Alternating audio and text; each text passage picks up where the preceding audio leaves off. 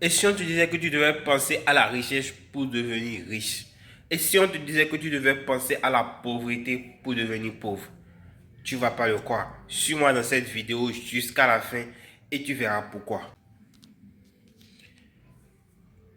Alors, bonsoir la famille, comment allez-vous? J'espère que vous portez à merveille et tout le monde de vos côtés aussi. J'espère que tout le monde va bien. Ok, ce que je disais, c'est que quoi? Et si on vous disait qu'il suffit de penser à la richesse pour devenir riche? Et si on vous disait qu'il suffit de penser à la pauvreté pour devenir pauvre? Vous n'allez pas le croire ou bien? Voilà, c'est comme ça que ça se passe. Je vais vous raconter l'histoire de notre ancien Thomas Edison. Je ne sais pas si vous le connaissez. Bah, c'est celui qui a créé la lampe qu'on utilise de nos jours. C'est celui qui a fait sortir la première version de la lampe. C'est Thomas Edison, c'est comme ça il s'appelle. Et bon, ce que je voulais dire, c'est que ce Thomas Edison, quand il était petit, bah, dans son école, c'était le plus désordonné. Il n'apprenait pas les cours. C'était le plus racaille. Le, genre, tout le monde dans l'établissement le connaissait en fait comme un mauvais élève. Jusqu'au point où les proviseurs de l'école ont renvoyé l'école. C'est-à-dire, ils ont fait quoi? Ils ont remis une lettre à Thomas Edison, même quand il était petit, on a remis une lettre. On l'a dit d'aller remettre cette lettre à la maison. Bon, il n'était plus avec ses parents, c'est pas trop, mais il y avait ça, mais à la maison. Arrivé à la maison, en fait, dans cette lettre, ils ont dit quoi? Que Thomas, il était quelqu'un de désordonné. Ils ont mis tous les trucs négatifs qu'il faut, en fait. Et ils ont dit qu'il ne pouvait pas continuer par étudier dans leur école. Il faudrait qu'on lui trouve. Il doit forcément aller ailleurs où il ne doit plus fréquenter. Que l'école n'était pas faite pour lui, au fait. On l'a envoyé complètement. Genre, véritablement, si je peux le qualifier comme ça, bien sûr. Bon, arrivé à la maison, il a remis la lettre à sa mère.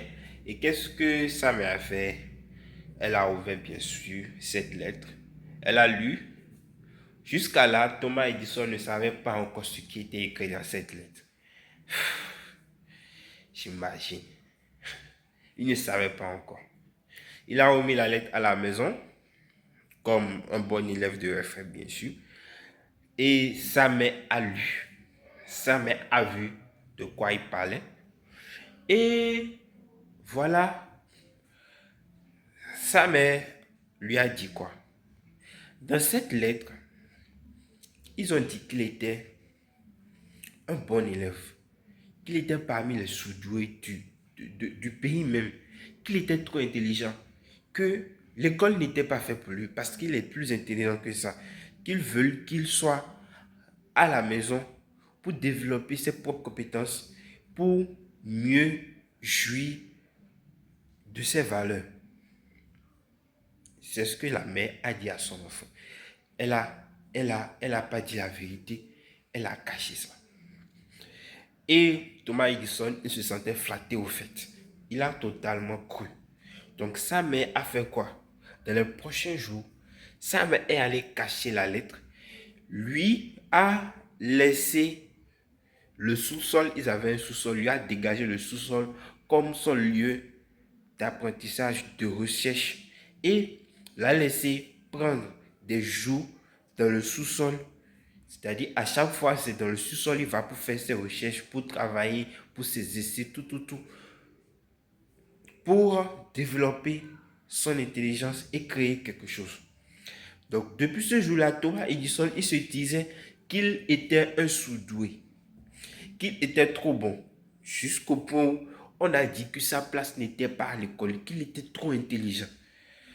Donc, qu'est-ce qu'il a fait? Il a commencé par réfléchir comme quelqu'un qui était sous-doué vraiment. Et, paf, un peu, il a eu des idées jusqu'à lui est venue l'idée de la lampe électrique. Ah, Thomas Edison, il a créé la lampe électrique. Mais pas simplement comme ça, hein. Il a fait plus de 1000 essais. C'est-à-dire, il fait ça ne marche pas, il continue, ça ne marche. Voilà même la différence entre les pauvres et les riches. Il y a ce qu'on appelle la persévérance. C'est pas parce que tu as fait, ça n'a pas marché, tu as fait, tu as refait ça, et que tu vas abandonner. Il faut tenir jusqu'à la fin, il faut persévérer.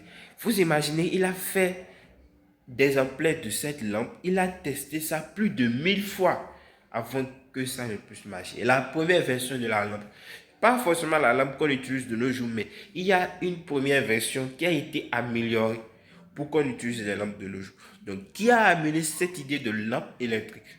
C'est Thomas Edison. Donc, quelques jours après, quelques semaines après, quelques mois après, quelques années après, Thomas Edison a fait sortir la lampe électrique que aujourd'hui tout le monde utilise. Mais quelques temps après, comme lui-même il a su que dans cette lettre, il n'y avait pas ce qu'il pensait, c'est quoi? Il a perdu sa mère, il est devenu grand entrepreneur, il était déjà bien à l'aise. Il voulait débarrasser l'ancienne maison, il fouillait les trucs, il a rangé les trucs, il est tombé sur la lettre, il a ouvert et il a lu. C'est là qu'il a vu que sa daronne l'avait fait quoi qu'il était surdoué. Donc c'est là que se trouve le truc au fait. Tout ce qui se passe, c'est dans notre pensée. Tout est dans notre pensée. Si on pense à de mauvaises choses, on sera confronté surtout plus aux problèmes. Si on pense à de bonnes choses, si on réfléchit à notre avenir en étant dans les conditions qu'on veut, il y a 80% des chances pour qu'on puisse atterrir à nos objectifs. Beaucoup de personnes ne le savent pas. Donc c'est à cause de ça que je dis, et si on te disait qu'il suffisait de penser à la richesse pour devenir riche, et si on te disait qu'il suffisait de penser à la pauvreté pour devenir pauvre, tu vas parler quoi? Mais c'est comme ça que ça se passe. Donc voilà, à vous de décider si à partir d'aujourd'hui, vous devez avoir des pensées positives ou négatives. Si à partir d'aujourd'hui, vous devez penser à la richesse ou non. Si à partir d'aujourd'hui, vous devez penser à vos objectifs, à votre avenir ou pas. Ça ne dépend que de vous. Mais il y a une chose que moi je dis toujours, votre mindset définit votre vie.